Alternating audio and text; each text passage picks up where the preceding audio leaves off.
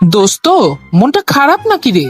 এই অসময়ে অবেলায় এভাবে চুপটি করে বসে আছিস? আর বলিস না রে দোস্ত, কাল ভুল করে বন্যাকে আমার আসল স্যালারিটা বলে ফেলেছি। এমন হুট করে জিজ্ঞেস করলো, বলিস কি তুই আসল স্যালারি বলেছিস?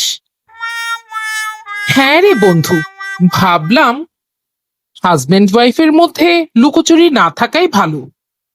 তারপর তারপর তারপর থেকে আমার জীবন শেষ। এই শোনো, এই মাসে কিন্তু আমার একটা নতুন ফোন লাগবে।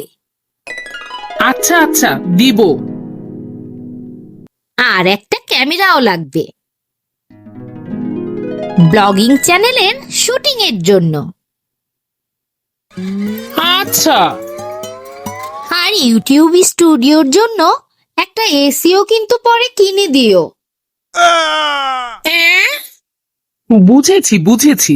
আর মন খারাপ করে থেকে কি হবে? আমি তো আজও আমার বউকে বলি আমি ইন্টার্ন, জব পার্মানেন্ট হয়নি। চল চল, বাড়ি চল, তোর বাসায় চা খেয়ে এরপর আমি বাড়ি ফিরবো। চল। এই, তোমরা দুই বন্ধুতে কি কথা বলছো গো? না না, কিছু না বন্যা, আমরা সংসার বাঁচানোর টিপস শেয়ার করছিলাম। ও আচ্ছা আচ্ছা। পটল, আগামী মাস থেকে তোমার এটিএম কার্ডটা আমার কাছে থাকবে। বন্ধু, কি আমার জন্য কি একটা ইন্টার্নের পোস্ট খালি আছে? এই, তোমার স্যালারিটা যেন কত বলেছিলে? কেন? আমার ইউটিউব চ্যানেলটার জন্য একটা বাজেট বানাবো, তাই। দোস্ত, মন খারাপ করে আর কি হবে? তোর সংসারে তুই স্বামী না, তুই একজন ইনভেস্টর।